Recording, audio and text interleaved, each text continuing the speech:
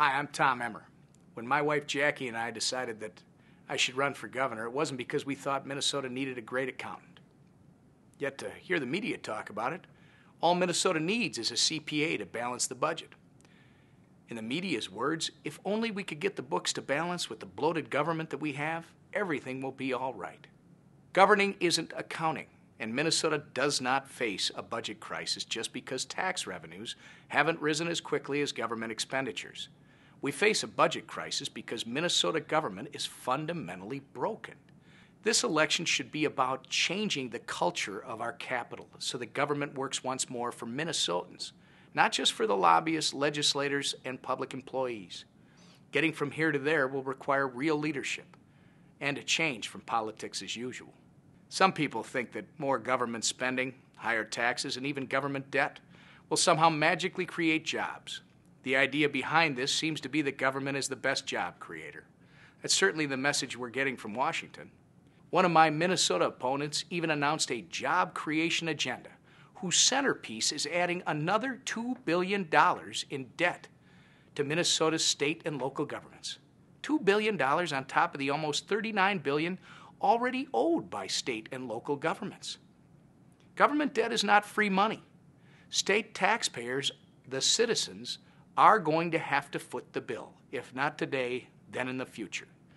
The only way we can afford the services we all expect from government is to have a thriving private sector with good jobs at good wages that can pay for it. One candidate says that if reductions in spending, smaller government, and lower taxes were the answer, the state of Mississippi would be number one. I say, if increased spending, bigger government, and higher taxes were the answer, then certainly Greece and California would be number one. Take a look at New York, New Jersey, Michigan. The list goes on. These states have already gone down that bigger government road, and look where it has them, staring default in the face unless they clean up their acts immediately. The media and my opponents want to reduce this election to a fight about line items in the budget. They don't understand the problem. They seem to think that schemes like tax the rich is a real plan for the future of Minnesota. That's fantasy accounting, and both the fantasy and the focus on accounting are wrong. Minnesota is not facing a revenue crisis. It's not facing just a spending crisis. Minnesota government is in the midst of a cultural crisis.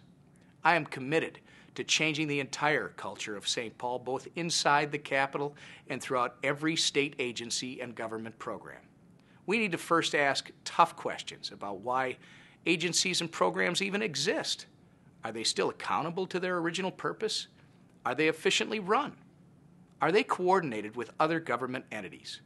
Or have they become bloated bureaucracies whose main purpose is to perpetuate their own existence and expand their government funding? We need to ask these questions not just of the agencies themselves, but of their end users. And we'll take these answers to implement long-term government reform. Not every state agency and government program will continue to exist at the end of my first term as governor, and that's a good thing. Do we really need a government that sees ladies' nights in bars as a human rights violation? Do we really need the state legislature wasting its time on creating Zamboni rules for hockey rinks? That's where we are today, and it's got to change. Between now and the election, my running mate Annette Meeks and I will be traveling all across Minnesota, talking to ordinary taxpayers about what they need and expect from government. We will listen to Minnesotans. We will hear their priorities before we set out ours in detail. The media seems to think that the only way to do things is politics as usual, where professional politicians and the mavens in the media tell the rest of us what's good for us. That's not the way we do things, and I'm not going to start playing that game now. It's time for a new direction. We actually intend to listen to people about their priorities for government, and we will shape our policies based on what we hear. I have some pretty clear ideas about what needs to be done, and I have a 6-year legislative record to prove it. I believe our government is too big, too intrusive, and too goldarn expensive. I know in my heart that the core principles that have made our country great are limited government, individual liberty, and economic freedom. I believe that most of the time the private sector does a better job than the government at meeting our needs. But there are occasions where government action is necessary to ensure a fair outcome. I believe that every Minnesotan deserves a good education, and I believe that too many of our children don't get one. And I believe that Minnesotans deserve a governor that will tell it to them straight, even when it's news that we may not like to hear. But I also believe that a good leader needs to be a good listener, and that's what I'm doing right now. By November, every Minnesotan will know exactly where we stand.